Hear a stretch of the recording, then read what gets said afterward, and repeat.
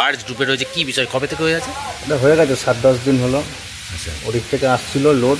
কোন দিক থেকে? ত্রিবেণী দিক থেকে? হ্যাঁ, ত্রিবেণী দিক থেকে লোড নিয়ে আসছিল।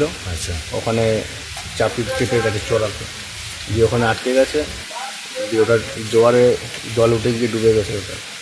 আচ্ছা, ভাটা হলে দেখা যাচ্ছে, হ্যাঁ, আর জোয়ার হলে অনেকটাই ডুবে যাচ্ছে।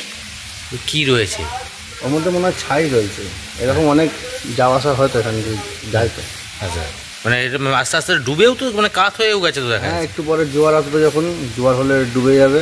আচ্ছা, আবার যখন ভাটা হবে তখন আবার দেখা যাবে ওটা খালি হচ্ছে আস্তে আস্তে। আচ্ছা, ওটা খালি হতে হতে আস্তে আস্তে একটু এখন তাও উঠেছে একটুখানি। মানে ওটা কি আটকে গেছে, নিচে আটকে গেছে মনে হয় হ্যাঁ, নাকি? নিচে আটকেও গেছে।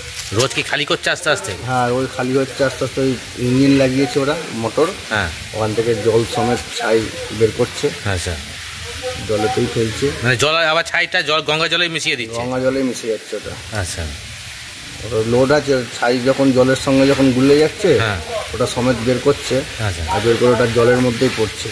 কিন্তু এই ছাইটা জলে গুলছে, এই এত ছাই জলে গুলো তো জলটাও তো হ্যাঁ, নোংরা হবে। এবার যারা এটা দিয়ে দেখাশোনা করে তারা যদি দেখে জিনিসটা, তাহলে ঠিকঠাক থাকবে। তো গঙ্গা তো আবার জল তো ঘোলা হয়ে যাবে, যেটা খারাপ হবে আস্তে আস্তে।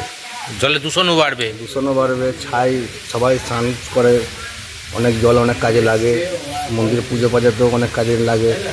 এই জল যদি সবার ঘরে ঘরে যদি নিয়ে যায়, তাহলে সেটা তো জিনিসটা তো আস্তে আস্তে খারাপই হবে জিনিসটা।